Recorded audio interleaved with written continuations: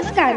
महाराष्ट्रातील विविध क्षेत्रातील बातम्या झटपट आपल्या मोबाईलवर पाहण्यासाठी लगेचच सबस्क्राईब करा राष्ट्रशक्ती लाईव्ह न्यूज आणि सोबत बेल आयकॉन प्रेस करायला विसरू नका. नमस्कार, मी पंजाब डक. आज आहे 19 मार्च 2026 आणि आज विशेष म्हणजे गुढीपाडवा आहे. तर सर्वप्रथम शेतकरी सणाच्या गुढीपाडव्याच्या माझ्याकडून शेतकऱ्याला खूप खूप शुभेच्छा.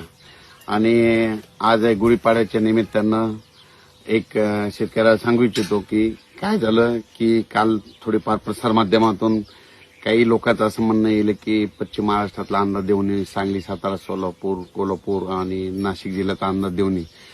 तर आजपासून गुढीपाडव्याच्या निमित्तानं सर्व त्या पश्चिम महाराष्ट्रातल्या शेतकऱ्याला सांगू इच्छितो की यापुढं तुमच्या पश्चिम महाराष्ट्राचा कोल्हापूर, सोलापूर, पंढरपूर त्या परिसरातला मी यापुढे अंदाज देणार नाही म्हणून हे तुम्हाला सांगू इच्छितो.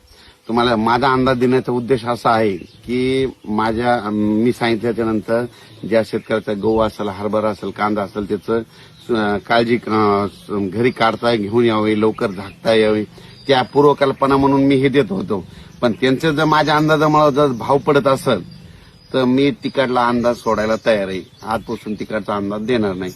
फक्त माझ्या विदर्भातले 6 जिल्हे, पश्चिम विदर्भातले 11 आणि आमच्या मराठवाडा, त्याच्यानंतर जळगाव, धुळे, नंदुरबार, संभाजीनगर ह्या पट्ट्यातला असा ह्या विदर्भ मराठवाड्यातला मी या आजपासून अंदाज देणार आहे.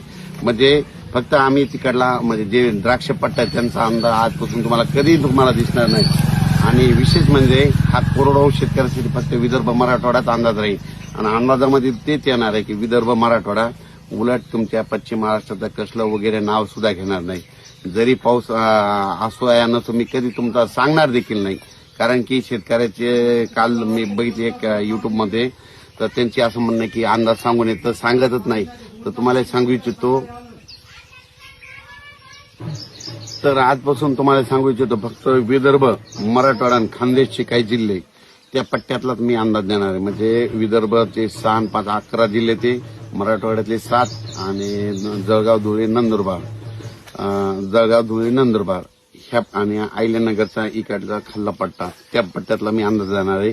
कारण की ह्या पट्ट्यामध्ये कोणाचे द्राक्ष नसल्यामुळं केवळ शेतकऱ्यासाठी अंदाज देणार आहे. शेतकऱ्याचं नुकसान टाळण्यासाठी अंदाज देतो.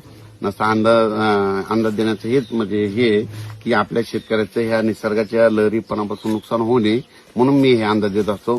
आज देखील मी अंदाज सांगणार आहे. आज गुढीपाडव्याच्या निमित्त विदर्भ मराठवाड्यातल्या शेतकऱ्याला सांगू इच्छितो की विदर्भ आणि मराठवाड्यामध्ये 6 आणि 5 11 जिल्ह्यामध्ये सांगायचं झालं तर वर्धा, नागपूर, भंडारा, गोंदिया, चंद्रपूर, यवतमाळ, वाशिम, हिंगोली, नांदेड, परभणी, लातूर, बीड, जालना, संभाजीनगर, जळगाव, धुळे, नंदुरबार, त्याच्यानंतर बुलढाणा, अकोला, अमरावती या पट्ट्यातल्या सर्व शेतकऱ्याला सांगू की आणखीन आज आणि उद्याच्या दिवसात विदर्भ मराठवाड्यामध्ये पावसाचं वातावरण राहणार आहे. काही ठिकाणी वारं सुटेल, कुठं पाऊस येईल, कुठं गारा देखील पडतील म्हणून हा अंदाज लक्षात घ्यायचा. हे फक्त 2 दिवस वातावरण राहणार आहे म्हणून हा अंदाज महाराष्ट्रातल्या शेतकऱ्यांनी गुढीपाडव्यानिमित्त हा अंदाज लक्षात घ्यायचा. कारण की राज्यामध्ये आज देखील आमच्या भागामध्ये खूप पाऊस झाला सकाळी आणि बऱ्याच शेतकऱ्याचा गहू राहिला होता तर त्यांचं नुकसान झालं. पण आता हे आणखीन 2 दिवस विदर्भ मराठवाड्यामध्ये पूर्व विदर्भ मराठवाडा 6 आणि 5 11 जिल्ह्यामध्ये आणि त्याच्यानंतर मराठवाड्याचे 7 जिल्हे आणि तेलंगणा आणि मध्य प्रदेश या सर्व शेतकऱ्यांना सांगू इच्छितो की 2 दिवस आणखीन पावसाचं वातावरण राहणार आहे म्हणून हा अंदाज लक्षात घ्यायचा. त्याच्यानंतर 21 तारखेच्या नंतर परत हवामान कोरडं होणार आहे म्हणून हा अंदाज देखील सर्व शेतकऱ्यांनी लक्षात घ्यावा. आता ज्यांचा कोणाचा गहू राहिलेला असेल, हरभरा असेल, आज आणि उद्याचे दिवस वातावरण खराब आहे. त्याच्यानंतर 21 पासून वातावरण एकदम स्वच्छ होणार आहे. त्याच्यानंतर हवामान कोरडं होणार आहे. त्याच्यानंतर तुम्ही तुमचा गहू असेल, हरभरा असेल तर ते काढू शकता. म्हणून हे सर्व शेतकऱ्यांनी गुढीपाडव्यानिमित्त हा अंदाज लक्षात घ्यावा. धन्यवाद.